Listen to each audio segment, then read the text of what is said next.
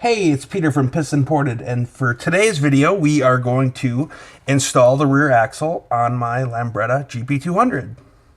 Now, if you remember, or if you watched my last video about the fitment issues with the Cremez and the various rear axles, you'll notice that on the Tino Saki Lambretta .IT one, it wouldn't get over this particular ridge.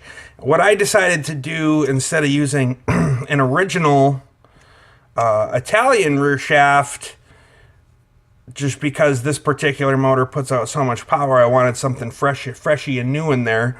I decided to just go ahead and modify this particular axle by lowering this diameter. And I just did that with some files and sandpaper. And now you can see it moves freely over that particular area, so we're good to go there. The next thing that we're going to need to do is we're going to have to install the selector balls and spring. And on the Cremez, it included a selector spring. Here's my original selector spring. As you can see, it's a little bit longer, and it's also a little stiffer. So, not sure why it comes with the kit, but that's what it comes with. And so if that's what he wants, that's what we're going to use.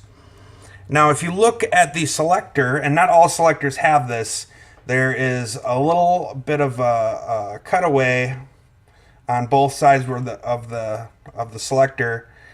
That the balls, you can use that as a method to, put the get the balls in place on the axle. Not all of them have that. The one I took out doesn't have that. As you can look at this one here, it doesn't have that.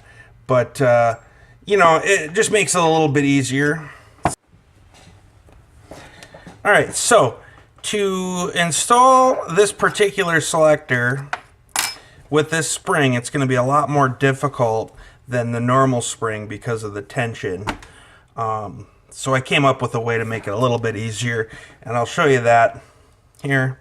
If you put the ball in, the first ball, then you put your spring, and then you get your next ball, and then you want to line up that little cutaway with the ball, right? And then you can set the whole thing up like a little table here. And then you got your ball sticking out.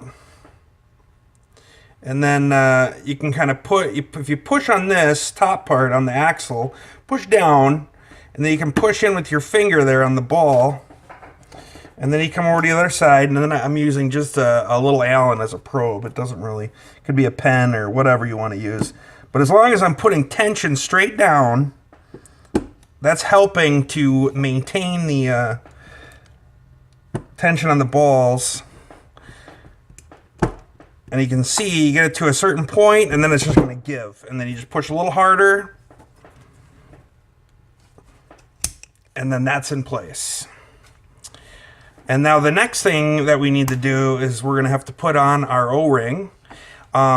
Whenever you pull the rear axle, you want to put a new O-ring on. There are only 2 seals on the rear axle, and both of those seals are imperative to making sure that you're not leaking oil, into your brake pads or brake shoes, if you will. So you got your O-ring on, this O-ring, and then there's a rear hub seal, and those are so incredibly important. So I got my O-ring here, and the next thing I'm going to do with that is I'm going to just take a little bit of grease and put that around that like that, and that's going to make installing it just a little bit easier, and hopefully I won't damage that O-ring and then have it leak, and the next thing I know, I got to pull the whole thing out again just to replace the stupid O-ring.